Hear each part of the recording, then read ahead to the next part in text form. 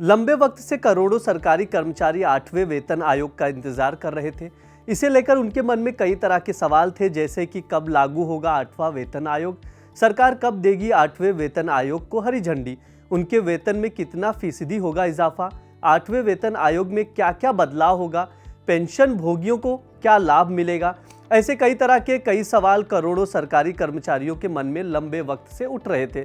लेकिन अब सरकार ने लोगों के इंतजार को खत्म कर दिया है और 8वें वेतन आयोग को हरी झंडी दिखा दी है। केंद्र सरकार ने सरकारी कर्मचारियों और पेंशन भोगियों के लिए 8वें वेतन आयोग के गठन की मंजूरी दे दी है। इससे संभावित रूप से करोड़ों लोगों को लाभ मिलेगा। अब 8वें वेतन आयोग के गठन का इंतजार तो खत्म हो गया है, लेकिन लोगों के मन में अब भी सवाल है कि सैलरी में कितने फीसदी का इजाफा होगा। इन्हीं सवालों के जवाब को जानेंगे हमारे इस खास शो में, क्योंकि मेरा पैसा, आपका पैसा और सबका पैसा एक ही है और इस शो में बात करेंगे उसी पैसे की। नमस्कार, मेरा नाम ब्रिज द्विवेदी है। आप देख रहे हैं दैनिक जागरण का बिजनेस शो मेरा पैसा।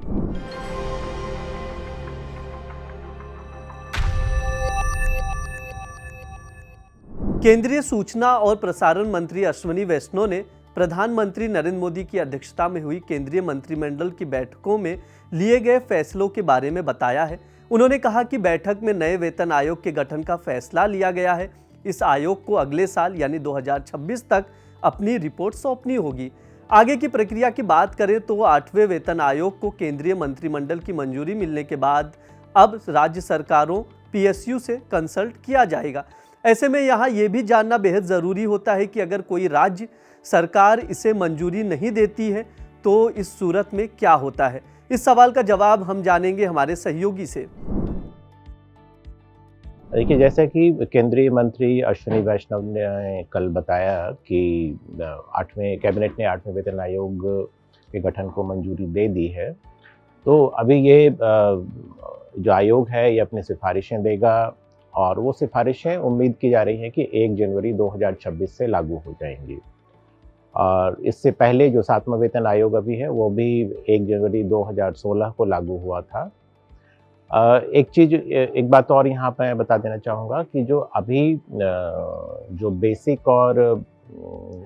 की तुलना में जो डीए है वो 53% है। तो 5वें वेतन आयोग में ये कहा गया था कि जब भी डीए जो है वो बेसिक के 50% से ऊपर हो जाएगा तो वो जो 50% वाला हिस्सा है वो बेसिक में जुड़ेगा और बाकी वो डीए में रहेगा। तो इस वजह से भी ये जो संशोधन है ये जरूरी हो गया है। 8वां वेतन आयोग लागू होने के बाद केंद्रीय कर्मचारियों की सैलरी में बम्पर इजाफा हो सकता है। रिपोर्ट्स के मुताबिक इस बार फिटमेंट फैक्टर कम से कम 2.86 तय किया जा सकता है। ऐसा होने पर कर्मचारियों की न्यूनतम बेसिक सैलरी में भी बढ़ोतरी देखने को मिलेगी। ये 51,480 रुपये हो सकती है। अभी मिनिमम बेसिक सैलरी 18,000 रुपये है। पेंशन भोगियों को भी इसी तरह का फायदा मिलेगा। उनकी मिनिमम पेंशन अभी 9,000 रुपये से बढ़कर 25,740 रुपये हो सकती है। ये तो अनुमान है, लेकिन हमारे वरिष्ठ सहयोगी से जानते हैं आखिर सरकार का क्या प्लान है। पेंशनर की बात करें तो 7वें वेतन आयोग के सिफारिशों के बाद जो न्यूनतम पेंशन है वो 9,000 रुपये हो गई थी। और ये उससे पहले जो 6ठा वेतन आयोग लागू था उस समय जो न्यूनतम पेंशन थी वो 3,500 रुपये थी और उससे पहले 5वें के समय ये 1,275 रुपये थी। तो 6ठे और 7वें दोनों वेतन आयोग या उससे पहले का भी देखें तो जो सैलरी जिस अनुपात में बढ़ी थी उस समय, तो उसी अनुपात में पेंशन में भी वृद्धि हुई थी। और अगर इस बार भी 8वें वेतन आयोग में भी अगर वही फॉर्मूला रहता है कि जितनी सैलरी बढ़ेगी मिनिमम पेंशन भी उतनी ही उसी अनुपात में बढ़ेगी, तो मानकर चलते हैं कि भी करीब, अभी तो कोई इसका डिसाइड नहीं हुआ है कि कितनी बढ़ेगी, तो अगर जैसा कहा जा रहा है कि वही 2.5 गुना से ज़्यादा हो सकती है, फिटमेंट फैक्टर 2.5 से अधिक हो सकता है, तो मिनिमम पेंशन जो है वो 22 से 25,000 हो सकती है।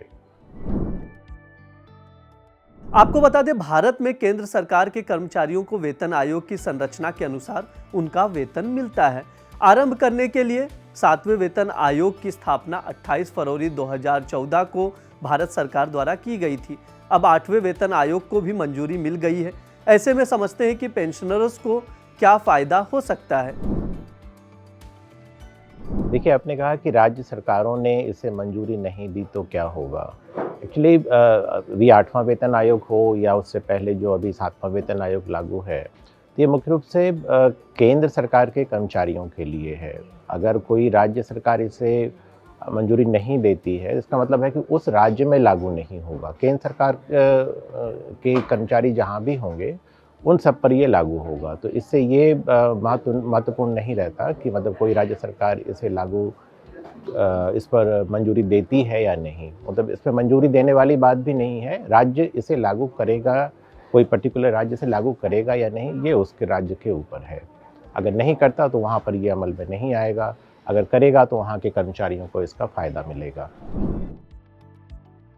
8वां वेतन आयोग लागू होते ही सरकारी कर्मचारियों की बल्ले बल्ले होगी। कहा जा रहा है कि 2.86 फिटमेंट फैक्टर के हिसाब से सैलरी बढ़ेगी। तो अब जानते हैं ये क्या होता है।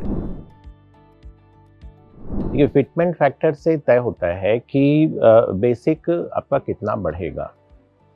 7वें वेतन आयोग में जो फिटमेंट फैक्टर है वो 2.57 था और उस समय जो औसत सैलरी थी वो 23 से 25% बढ़ी थी। उससे पहले 6ठे वेतन आयोग की बात करें जो 1 जनवरी 2006 को लागू हुआ था, तो उसमें फिटमेंट फैक्टर 1.86 था और तब न्यूनतम वेतन 2,750 रुपये से बढ़कर 7,000 रुपये हुआ था। और 5वें वेतन आयोग में जो न्यूनतम बेसिक था वो 750 रुपये से बढ़कर 2,750 रुपये हुआ था। तो इस फिटमेंट फैक्टर का यही है इसका फॉर्मूला कि मतलब जो बेसिक है वो आपका कितना गुना बढ़ेगा। रिपोर्ट्स के मुताबिक सरकार हर 10 साल में वेतन आयोग की सिफारिशें लागू करती है। पिछली बार जब वेतन आयोग लागू हुआ तब 2.56 फिटमेंट लागू किया गया था, जिसके बाद कर्मचारियों का न्यूनतम वेतन 7,000 रुपये से बढ़कर 17,990 रुपये हो गया था। इस बार की सिफारिशों के साथ अगर लागू किया जाता है तो कर्मचारियों की न्यूनतम सैलरी 3 गुना बढ़ जाएगी। वरिष्ठ पत्रकार एसके सिंह ने 7वें वेतन आयोग के बारे में क्या कुछ कहा है वो जान लेते हैं। ये 7वें वेतन आयोग की सिफारिशें लागू हुई तो उसमें जो 2.57 था फिटमेंट फैक्टर, तो उसकी वजह से मिनिमम जो सैलरी थी वो 7,000 से बढ़कर 18,000 के करीब हो गई थी। और 8वें में 2.86 जैसा कि चर्चा है कि 2.86 ये हो सकता है। तो अगर ये लागू हुआ इतना तो जो मिनिमम है वो 51,480 रुपये के आसपास इतना हो जाएगा और इसके साथ पीएफ ग्रेच्युटी वगैरह में भी जो संशोधन होगा वो भी होगा। तो अगर मान लीजिए कि अगर किसी का बेसिक अभी 25,000 रुपये है और फिटमेंट फैक्टर 2.86 तय होता है तो उसका जो नया बेसिक है वो 71,500 रुपये हो जाएगा। और आपको ये भी बता दें कि जो शुरू में डीए है वो 0 रहेगा, क्योंकि वो डीए जो है वो क्लब हो जाएगा उसके बेसिक में। तो शुरू में डीए 0 रहेगा और वो फिर आगे समय के साथ धीरे धीरे करके वो बढ़ता रहेगा। अब सरकार ने वेतन आयोग को हरी झंडी दे दी है। देखना होगा कि उनकी सैलरी में कितना फीसदी का इजाफा होता है। इस शो में इतना ही। देखते रहिए दैनिक जागरण। शुक्रिया।